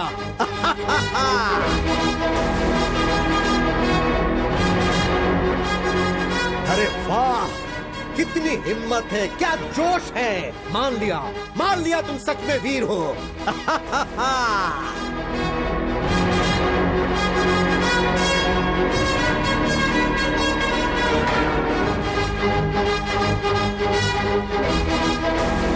हर रोज यहाँ पर एक शेर आता था, लेकिन आज सवा शेर आया है। तुम असली शेर हो, इस राज्य के असली शेर।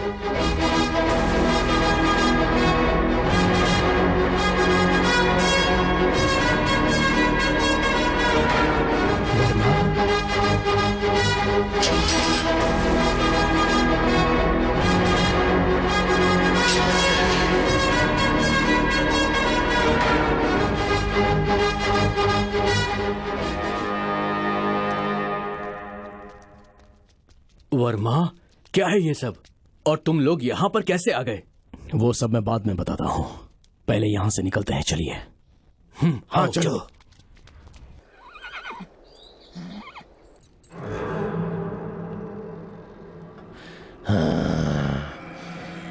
भैया, भैया, भैया, काल कोठरी से वर्मा भाग गया है भैया। और उसके साथ राज्य के मंत्री जी और काल कोठरी में बंद राजा, उन दोनों को वो भगा ले गया है भैया। इतना ही नहीं, हमारे शेर को भी उसने मार दिया।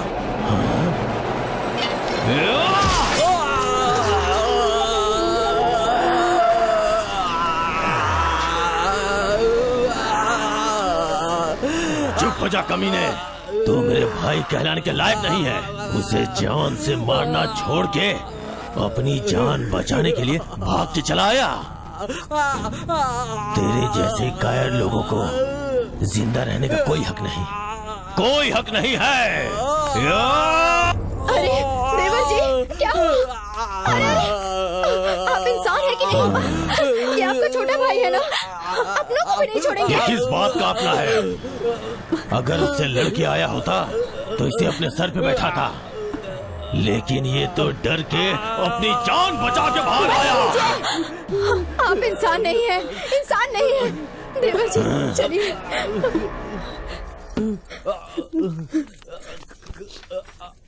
देवर जी अपने आप को संभालिए। रुक जाइए वहीं पर। अब मैं चुप नहीं बैठ सकता, मैं उसे जाकर मार के आऊंगा।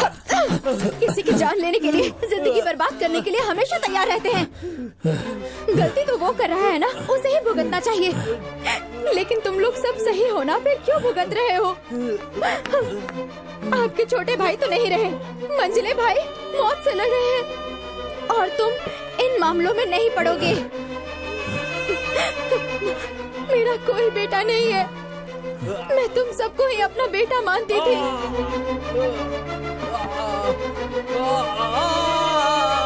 तुम्हारा भाई वो अपने स्वार्थ के लिए किसी की भी जान लेने के लिए हमेशा तैयार रहता है।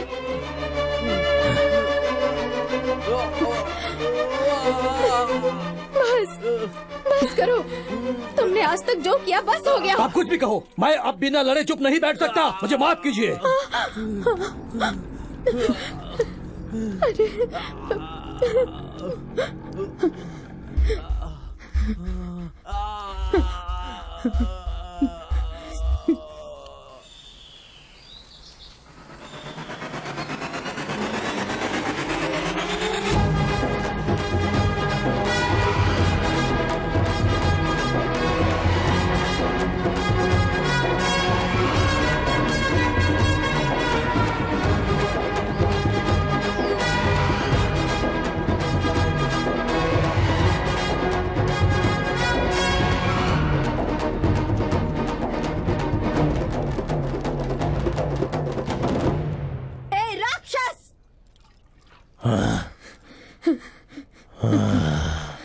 इंसान होकर भी जानवर जैसा बर्ताव मत करो।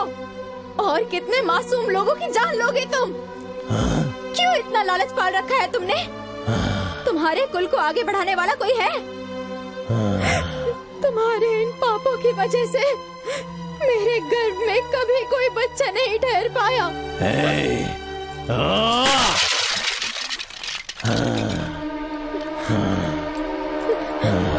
सिर्फ बीज बोने से कुछ नहीं होता, धरती के मिट्टी में भी क्षमता होनी चाहिए पतिव्रता। हाँ दुष्ट, हर एक इंसान की पत्नी पतिव्रता ही होती है।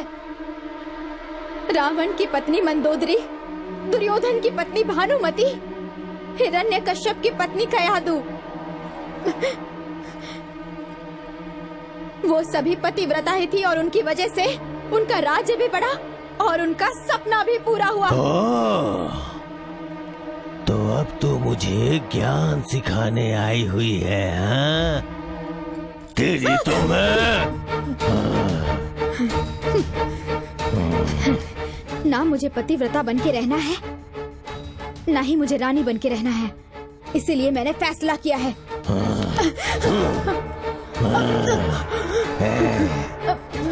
आप मुझे जान से मार देंगे तो भी चलेगा, पर मैं सच बोलकर ही रहूंगी। आपके सारे गुनाहों को कबूल करूंगी मैं। प्राण, अपने प्राणों की रक्षा कीजिए आप। आपके अंत का समय दूर नहीं है। तेरे पतिव्रता का गुण अब सामने आ गया। बोल कुलक्षणी, मेरे खिलाफ आवाज उठाएगी तो तुझे अपने साथ रख के क्या फायदा?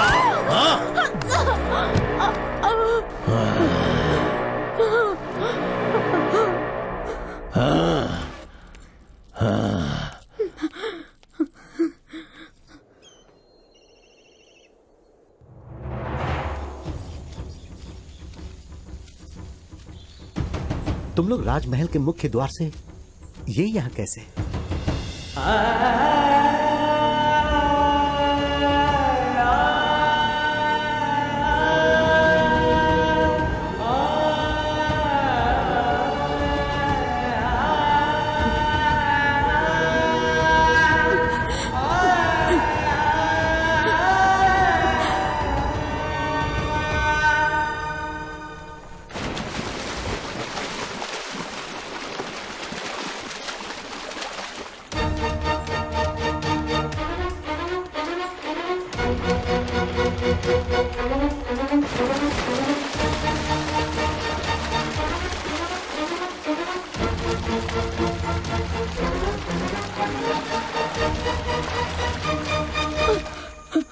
बहुत बड़ा अनर्थ हो जाता।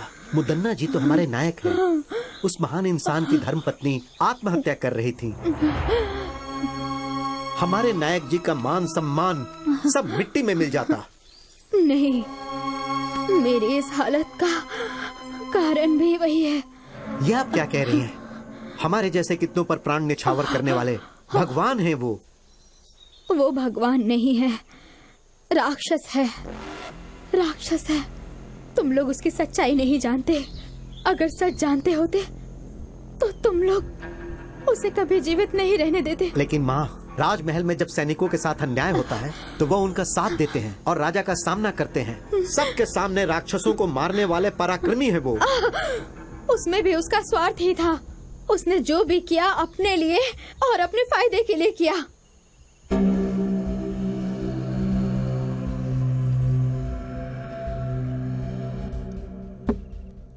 हाँ, और कितने वर्षों तक रक्षकों जैसा गुलाम बनकर रहूंगा मैं? आपकी बातें 100 आना सच है नायक जी।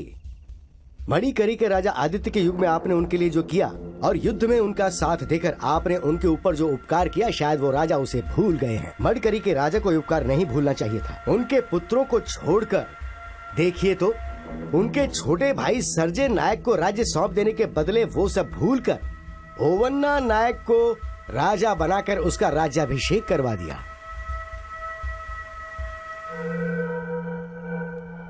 सर्जे राजा के बच्चे लिंगन्ना राजा और छोटे राजा को सिंहासन मिलेगा तो उनके साथ मैं भी राज कर सकता हूँ। सच में नायक जी? नायक जी, ओवन्ना राजा को सिंहासन देने के वक्त जो सैनिकों को देना चाहिए था वो सब भूल गए। इन बातों की वजह से सैनिकों के मन में राजा के प्रति द्वेष है। इन सब बातों का अगर हम लोग अभी फायदा उठाएं तो देवैया, तुम कुछ सैनिकों को राजा के पास न्याय मांगने के लिए भिजवा दो। ओवन्ना राजा के पास न्याय मांगने के लिए जो गए उनकी आंखें निकलवा कर उन्हें बंदी बना लो और राजा के खिलाफ उन्हें भड़का दो। राजा के विरुद्ध सारे सैनिक होने चाहिए। इसका मतलब? आंखें निकालने वाला भी मैं ही हूँ। सिर्फ इतना ही नहीं, मुदन्ना की अगुवाई में सैनिकों को न्याय मिलेगा, विश्वास दिलाओ। सैनिकों के पक्ष में मैं खड़ा रहूंगा और मेरा साथ सैनिक भी देंगे। तब वो ओवन्ना राजा को स्वर्ग की प्राप्ति होगी और मुझे राजमहल प्राप्त होगा।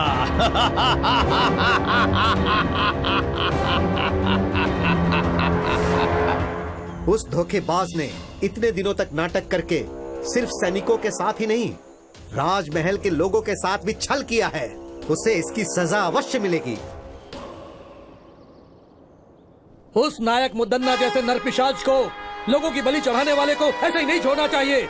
वो जहाँ पर भी मिले उसे तुरंत बंदी बना लो। राजमहल से धोखा करने वाले के साथ क्या करना चाहिए? नहीं छोड़ना चाहिए। मारना है, मारना है, नहीं छोड़ना चाहिए। वो राजमहल के बाहर नहीं जाना चाहिए। उसे बंदी बना लो। जाओ। प्रभु, प्रभु, प्रभु, बहुत बड़ी मुसीबत आ रही है। इसी क्षण हमें यहाँ से निकलना होगा। चलिए। मुझ पे मुसीबत आएगी? इस मुदन्ना को कौन मुसीबत में डालेगा? हाँ प्रभु, सारे सैनिक आपके विरुद्ध हो गए हैं। आपकी सारी सच्चाई सैनिकों को पता लग गई। वो गुस्से में आपको ही ढूंढने के लिए निकले हैं। आइए चलिए मालिक। सैनिकों से मैं बात करूंगा, वो लोग मेरी बात मानेंगे। वो नहीं सुनेंगे। आपको मेरी बातों पर भरोसा नहीं आया तो देखिए।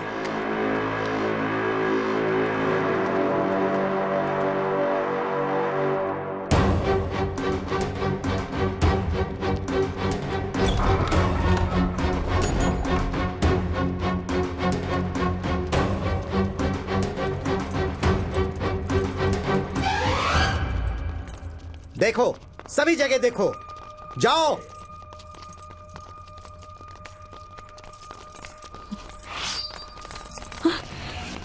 इसे भी बंदी बना लो।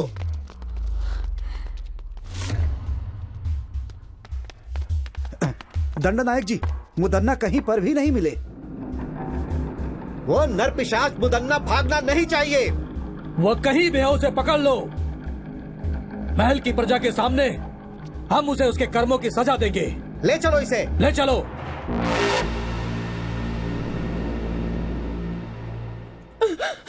बेटा, बेटा, तुम्हें कुछ हुआ तो नहीं ना? मुझे कुछ नहीं हुआ है माँ। बहन जी, आप कौन है? बोलिए बहन जी। लगता है मैंने आपको कहीं देखा है। मैं कन्नकम्मा हूँ। क्या कहा? कन्नकम्मा? मतलब हमारे राजमहल के छोटे राजा की धर्मपत्नी हैं आप।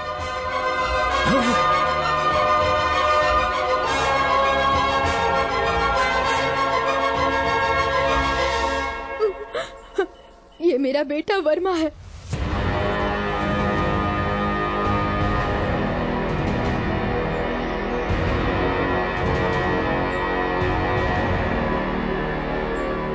ये सब क्या है माँ? महल में रानी का जीवन व्यतीत करने वाली आप आज इस गांव में ऐसे हालत में रह रही हैं। ये सब कैसे हुआ माँ? आपकी इस परिस्थिति का कारण कौन है माँ? बताइए कौन है? मुदन्ना नायक ने भारी सभा में सबकी आंखों के सामने राजा ओवन्ना जी का सर काट दिया। मुदन्ना से वहाँ पर रहने वाले राजा के खानदान के सारे लोग और सारे सभा प्रमुख बहुत घबरा गए थे। सभी मुदन्ना के विरुद्ध आवाज उठाने लगे। वैसे में उसके विरुद्ध कोई आवाज ना उठाए, इसलिए राजमहल में रहने वाले प्रमुख लोगों को, राजा के भाइयों को, उनके रिश्तेदारों को सैनिकों के द्वारा मुदन्ना ने मरवा दिया। वो सब उनकी बुरी किस्मत थी। मंत्री जी, उसी समय मैंने अपने पति को भी खो दिया। महाराज को वहीं छोड़कर मैं अपने बेटे वर्मा को बचाने के लिए अपना भेष, अपनी भाषा सब बदलकर सारे गांव घूमते हुए इस छोटे से गांव में आ गए।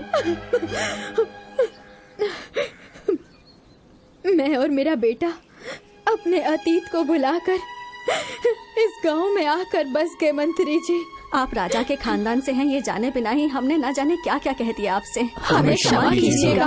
वर्मा जी, आप इतने बड़े खानदान से हैं पता नहीं था। अनजाने में हमने आपका बहुत अपमान किया है, हमें माफ कर दीजिए।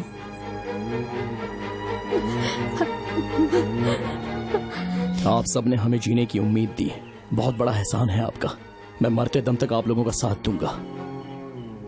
वो सब तो ठीक है, अब हमें आगे क्या करना है ये सोचना होगा। महाभारत में कौरवों की संख्या 100 के ऊपर थी। श्री कृष्ण पांडवों के साथ थे, इसीलिए धर्म की अधर्म पर जीत हुई थी। इसी तरह हम भी उन पर विजय प्राप्त करेंगे। जो मेरे मन में था वो आपने कह दिया महाराज। आपकी बात सुनकर मुझे बहुत प्रसन्नता हुई।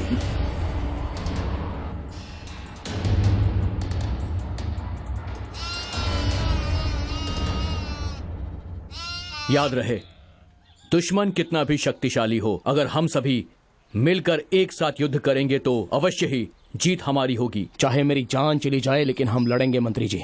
सिर्फ आवेश में आने से कोई फायदा नहीं होगा वर्मा। हमें कुछ भी करके मुदन्ना के सैनिकों को अपने पक्ष में करना ही होगा। पर सैनिक हमारे पक्ष में क्यों आएंगे? वो क्या है महाराज? मंत्री जी, तुम कौन हो बेटी? वर्मा, उस दिन जो लड़की संदेश लेकर आई थी वो यही है। मतलब हमारे बारे में संदेश तुम्ही ने पहुंचाया था? हमसे जो कहा गया था हमने वही किया। अब वो मुसीबत में है, कृपया करके उन्हें बचा लीजिए। दया कीजिए, उन्हें आपकी जरूरत है।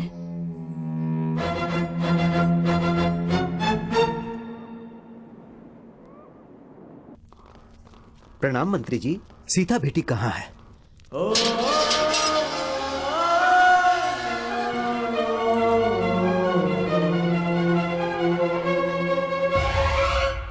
मुदन्ना की चालों में फंसे हुए लोगों में से एक मुनि महल की राजकुमारी सीता भी है। चित्रदुर्ग महल में रानी बनाने का सपना दिखाकर सीता को अपना गुप्तचर बनाया उस नायक मुदन्ना ने। लेकिन मुदन्ना की पत्नी ने सबको मुदन्ना की सच्चाई बताकर उन्होंने वर्मा और उसके दोस्तों की हत्या होने से बचा लिया। और इसके लिए उन्होंने खजाना गृह में अपनी दासी के हाथों संदेश पहुंचाया। उसके बाद विलई चोट गांव में जब मुदन्ना अपने सैनिकों के साथ गया तो कनकम्मा और वर्मा की मुदन्ना से जान बचाने वाली सीता ही थी। मुदन्ना के साथ रहकर उसके चालों को नाकाम करने वाली सीता ही थी। ऐसा क्यों बेटी? मुनि महल की राजकुमारी होकर भी आपको इसमें पढ़ने की क्या जरूरत थी? बचपन से ही मुझे वो महल बहुत पसंद था। उस वक्त मैं ना समझ थी, कुछ नहीं जानती थी। आप लोगों का साथ मिला तो समझ में आया कि सच क्या है। इससे पहले कि वो मुदन्ना राजमहल से भाग जाए, हमें उसे हर हाल में पकड़ना होगा। चलो सब लोग।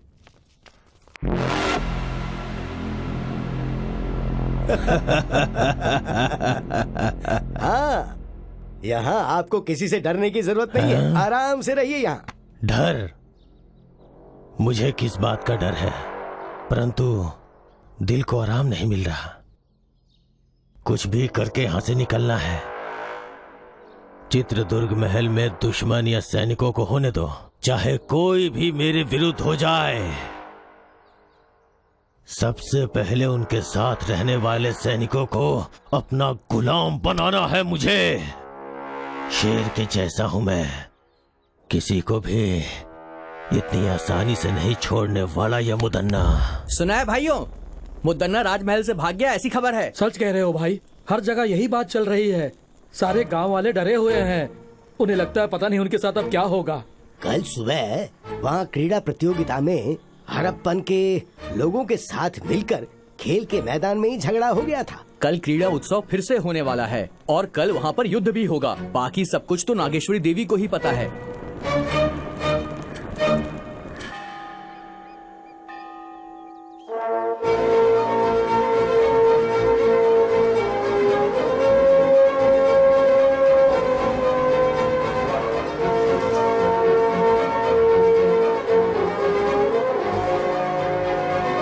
महामंत्री जी, सेनाध्यक्ष जी, इस बार क्रीड़ा उत्सव उसी तरीके से होना चाहिए जैसे कि वो होता आया है। उत्सव को पूरा करने में चाहे कितनी भी मुसीबतें आएं, पर ये उत्सव रुकना नहीं चाहिए। आप निर्भय होकर तैयारी शुरू कीजिए। महामंत्री जी, राजमहल के चारों दिशाओं में हमारे वीर सैनिक पहरा दे रहे हैं और इसलिए अपराधी मुदन्ना का इस महल में प्रवेश करना मुश्किल है।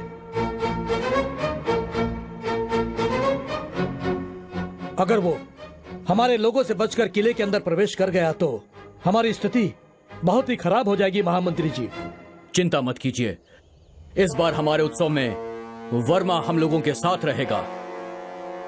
महामंत्री जी, बोलिए महाराज। यदि हम लोग आज इस उत्सव के बारे में सोच पा रहे हैं तो उसका कारण सिर्फ ये वर्मा ही है। आज मैं आप सबके सामने एक फैसला सुनाता हूँ। सुनाइए महाराज। आज से वर्मा हमारे राजमहल का प्रधान नायक होगा। प्रधान नायक वर्मा की जय। प्रधान नायक वर्मा की जय। प्रधान नायक वर्मा की जय। महाराज का फैसला हम सब के लिए मान्य है। नायक जी, हम लोग आपकी आज्ञा का इंतजार कर रहे हैं। हमें सबसे बेहतर तरीके से मुदन्ना के हर शातिर चाल से बचाने वाली ये सीता है। अगर आपको परेशानी ना हो तो हमारे सभी कार्य में आप ही आगे रहो। महाराज, मुद्दन्ना के बारे में हम जो सोचते थे वो उससे ज्यादा चालाक है। उसकी चालों का पता लगाना किसी के बस की बात नहीं है, लेकिन वो जो करता है वो सही लगता है। मगर सच्चाई तो हम जानते हैं कि वास्तव में मुदन्ना कैसा है।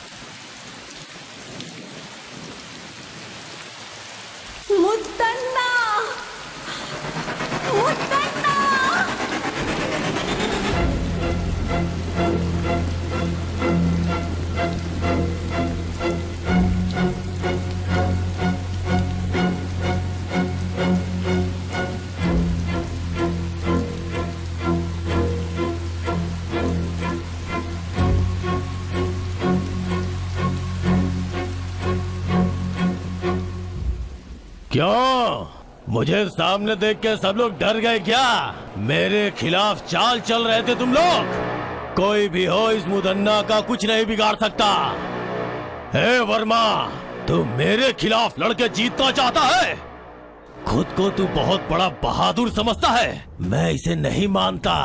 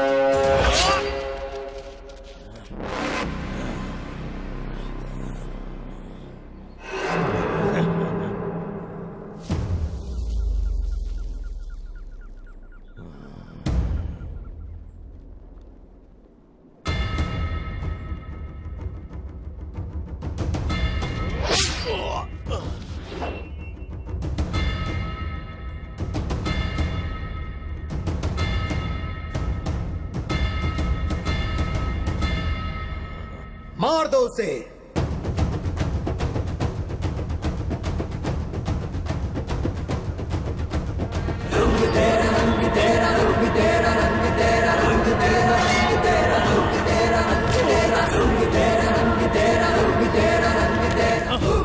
मजा आया, बहुत मजा आया। हाँ, मस्त मजा आया।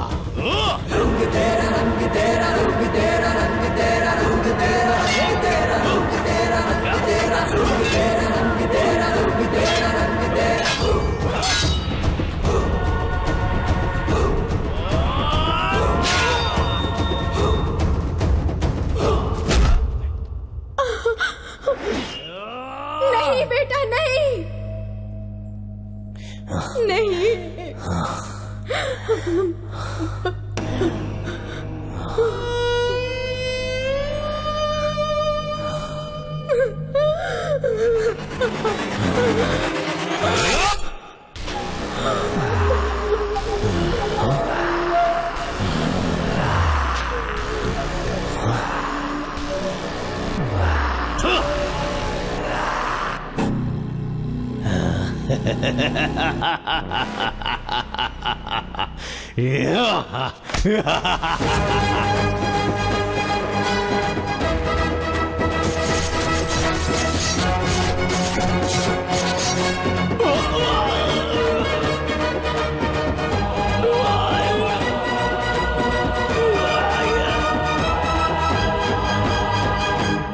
मुद्दन्ना की मौत के बाद उसके किए गए गलत कामों का अंत हो गया और वर्मा के राज्याभिषेक के बाद नए सूर्य का उदय हुआ और वो महल दुष्टों से बच गया। मुर्ग रावेंद्र शांति वीर स्वामी जी की कृपा से अब सुल्तान की सेनाओं से रण क्षेत्र में मुकाबला के लिए तैयार है वर्मा। उसके बाद खूनी तलवार महाराज ने वर्मा को सौंप दी। आगे की कहानी देखिए बिच्छू गति भाग 2 में। हुजूर, हुजूर, मुद्दन्ना मर गया हुजूर।